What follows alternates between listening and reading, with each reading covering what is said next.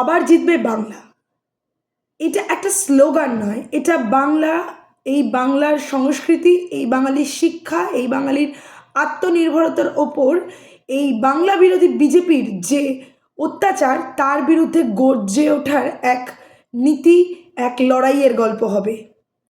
2021-এর পর থেকে বাংলাকে কোনোভাবে রাজনৈতিকভাবে দখল করতে না পেরে বা বাংলার মানুষের মন জিততে না পেরে বিজেপি নামক এই অকর্মণ্য দলটা বাংলাকে অপমান, লাঞ্ছনা, বঞ্চনায় পরিপূর্ণ করে দিতে সদা আগ্রাসী ভূমিকা নিয়েছে এবং তার বিরুদ্ধে গর্জে উঠতেই আমাদের এবারের জয়গান মন্ত্র হচ্ছে আবার জিতবে বাংলা। হ্যাঁ, এই বাংলা থেকেই স্বর চড়বে এই বিরোধী শক্তি বিজেপির বিরুদ্ধে, যারা বাংলাকে সদা সর্বদা বঞ্চনা করেছেন, আর্থিকভাবে বাংলার কোমরটা ভেঙে দেওয়ার চেষ্টা করেছে এই বিজেপি বারংবার। তা আপনাদের কাছে তুলে ধরবো, তার কিছু নমুনা দেখাবো আপনাদের। দেখুন, কেন্দ্রীয় সরকার জিএসটি এবং ডাইরেক্ট ট্যাক্স বাবদ বাংলা থেকে তুলে নিচ্ছে প্রায় 6.5 লক্ষ কোটি টাকা এবং এই পশ্চিমবঙ্গে সেই ট্যাক্সের একটা অংশ ফিরে আসার কথা থাকে জনস্বার্থে। কত পার্সেন্ট টাকা থাকে? 1.96 লক্ষ কোটি টাকা আটকে রেখে দিয়েছে কেন্দ্র, বাংলার টাকা আটকে রাখা হয়েছে। এর সরাসরি প্রভাব কিন্তু পড়ছে আপনার আমার মতো গরিব শ্রমজীবী মানুষের পকেটে।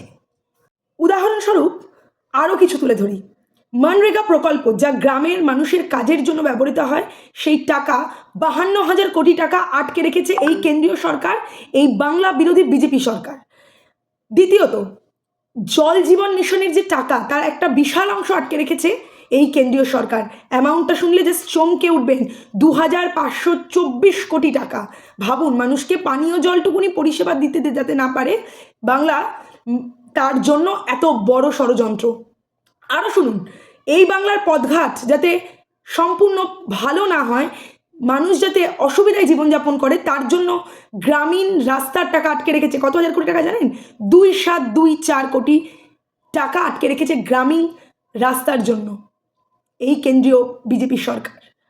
এবার সবচেয়ে বড়টা, যেটা আপনি আমি কদিন আগে পর্যন্ত শুনেছি, জেনেছি, যার জন্য বিশাল আন্দোলনে পথে হেঁটেছিলেন আমাদেরই এই তৃণমূল কংগ্রেসের যুবরাজ, বাংলার যুবরাজ শ্রী অভিষেক বন্দ্যোপাধ্যায়, দিল্লি অবধি এই 100 দিনের টাকা এবং গৃহের টাকা নিয়ে লড়াই আন্দোলন করেছেন।